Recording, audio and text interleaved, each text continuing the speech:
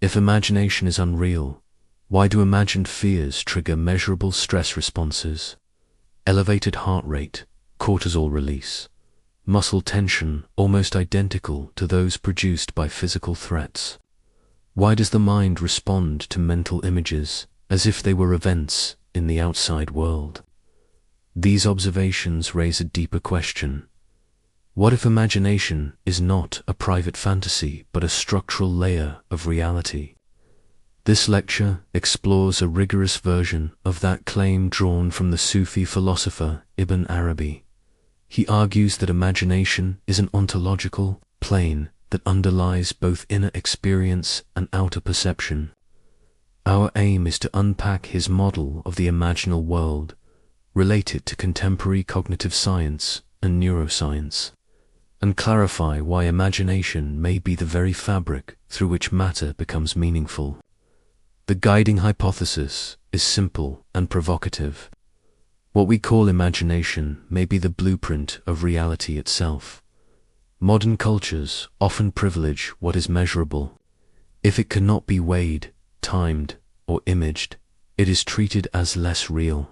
Yet psychological distress, anxiety, depression, meaninglessness persists even when material indicators improve. This disjunction suggests that a purely material metric of reality is incomplete. From a neuroscientific perspective, perception itself is constructive.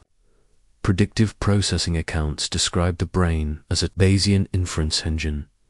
It generates top-down predictions and updates them with bottom-up sensory error signals. Our lived world, therefore, is an internal model tuned to survival and action rather than a transparent window onto matter. In Anil Seth's formulation, perception is a controlled hallucination constrained by sensory input. The paradox is straightforward. Contemporary life places its trust in matter, while daily experience unfolds inside mentally simulated worlds. Ibn Arabi reframes the paradox by asserting that imagination is not an escape from reality, but the interface through which reality appears.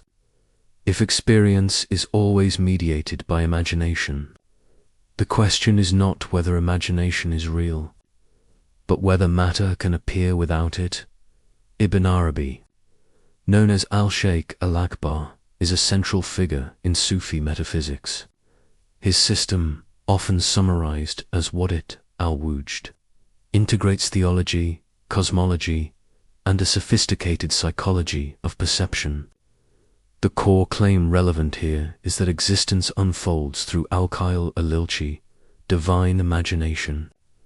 The cosmos, he writes in works such as Fatah, Teomakia, and Fu'al, Ikum, is imagination within imagination, a field where meanings become forms. In this model, imagination is not an ornament of the mind, but the medium in which reality is disclosed. Concept, Glam, Al-Khail. The imaginary world is an ontological layer between spirit and matter. Ibn Arabi rejects the idea that imagination is mere fiction. He treats it as a mode of being with its own rules of translation, where abstract meanings take on images and become perceptible. Dreams exemplify this.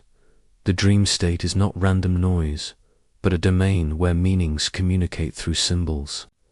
The imagination is therefore objective relative to consciousness. It is the space where ideas attain shape so that cognition can grasp them. From a neuroscientific perspective, this is plausible. Functional imaging studies show that visual imagination recruits much of the same cortical network as visual perception. Mental images are not inert. They are active simulations that alter autonomic state, bias attention, and shape behavior. In other words, the brain does not draw a sharp operational line between imagined and perceived. Ibn Arabi's point is ontological. The imagination is the interface that makes either possible. In his framing, imagination is not what the mind invents.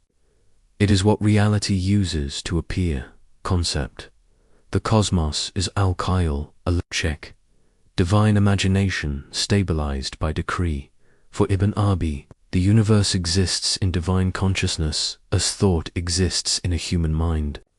Matter is imagination slowed down or stabilized by command, Omar. Physical laws, time and spatial form are regularities within the imaginal field, not absolute, self-subsisting realities. The standard analogy is a dream. Inside the dream, the environment feels stable and governed by rules. Only the dreamer recognizes its dependence. Philosophically, this avoids both strict dualism, God and world as to substances, and reductive materialism. It proposes a continuum. Meaning gives imagination, gives manifestation. Modern discourse offers converging metaphors. Simulation arguments treat reality as information rendered for observers. In quantum contexts, observation participates in what becomes definite. Without collapsing these perspectives, we can say that Ibn Arabi's claim treats matter as imaginary content that has been rendered consistent, working in sight. Matter is imagination slowed into visibility. Appearance with lawful stability, concept, the human mind mirrors. Divine imagination in miniature, in Ibn Arabi's anthropology. The human being is created in the image, meaning endowed with the capacity to imagine. Humans stand as Barzak and isthmus through which meanings enter form. In psychological terms, imagination directs perception and action by setting priors and shaping readiness. Expectation modulates attention. Mental rehearsal activates motor and affective circuitry similar to real performance. Imagery alters autonomic tone. These findings support a practical point. Imagination is not a passive picture house. It is an active interface that configures perception and behavior. Theologically, Ibn Arabi adds that each person manifests a divine name through this faculty. When you vividly imagine and enact compassion, you are not merely producing a feeling. You are participating in the appearance of a specific quality. The image calibrates physiology, reorients interpretation, and changes interaction. Example: visualizing a difficult conversation while rehearsing patience lowers arousal, increases cognitive flexibility, and shifts the encounter's trajectory. The image becomes embodied reality. Key insight: your imagination is the lens through which the real imagines himself as you, concept bar, a boundary that unites what it separates. Ibn Arabi calls the imagination the between that connects spirit and matter, meaning and image, potential and actual.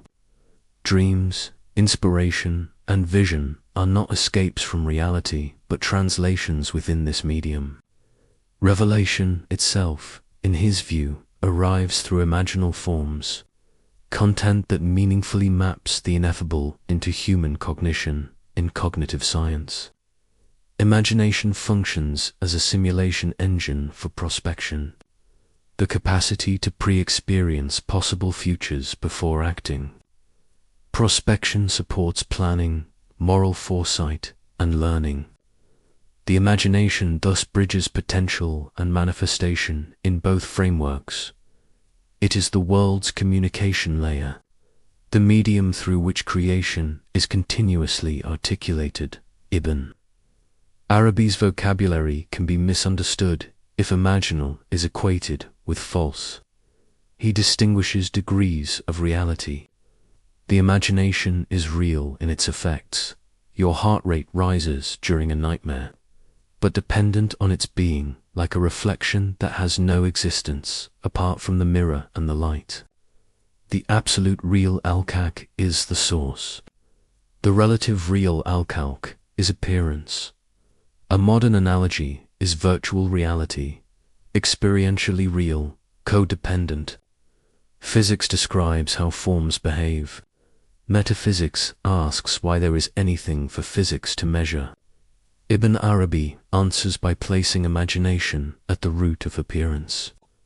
The imagination is real, but its reality is borrowed light, derivative yet operative. This graded ontology avoids both naive realism, only matter is real, and nihilism, nothing is real. How can this framework guide practice without overstatement? Cognitive reframing through guided imagery. If perception is imagination guided, altering imagery can change experience. Repeated visualization of calm, breathing, and spacious attention engages parasympathetic regulation and reduces threat bias. In Ibn Arabi's language, this purifies the imaginal mirror, making perception less reactive and more accurate. Creative responsibility in effect. Imagination creates correspondence. Catastrophic imagery recruits sympathetic arousal and narrows attention. Gratitude-based imagery broadens cognition and supports resilience. Behavioral science correlates positive effects with flexible problem-solving and adaptive coping. The practical rule is simple. Govern what you repeatedly imagine. It will govern how reality appears to you. Dream work as reflective learning. Ibn Arabi considers dreams a classroom. Modern therapies use dreams to surface latent beliefs and reconcile conflicting motives. Treat dreams as imaginal feedback, what symbols recur and what meanings seek expression. The point is integration, not superstition. Ethics as imaginal hygiene. Envy, hostility, and contempt distort perception. Compassion and justice clarify it. Ethical practice is not an external code alone. It is perceptual hygiene, acting in line with a chosen name, mercy, truth, patience, stabilizes the imaginal field through which you interpret events. Drop insight.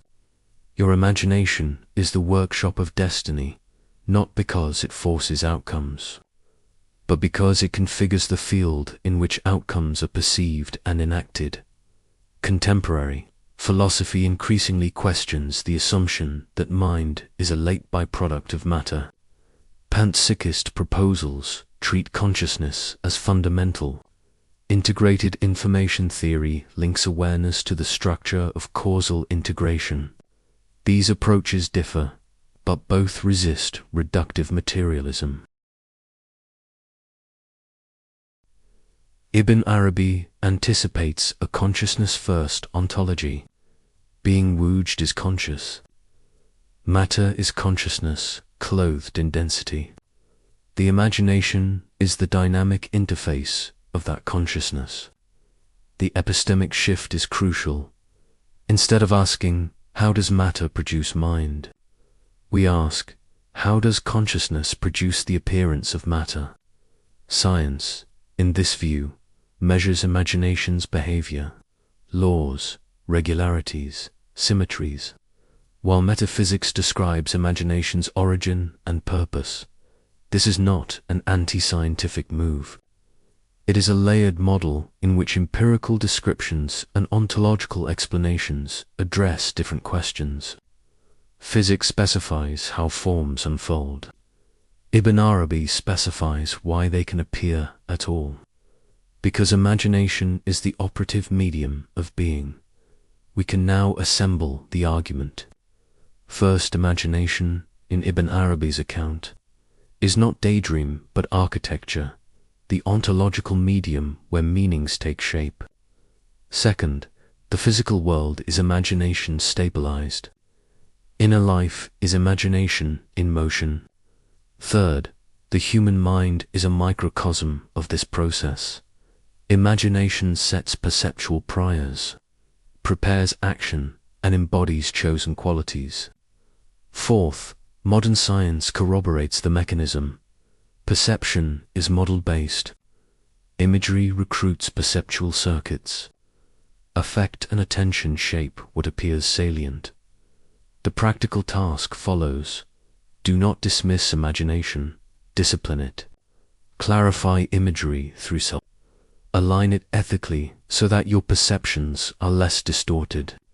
Employ contemplative focus to reduce reactivity and increase accuracy. In Ibn Arabi's language, polish the imaginary mirror so that it reflects truthfully a final, rational reflection.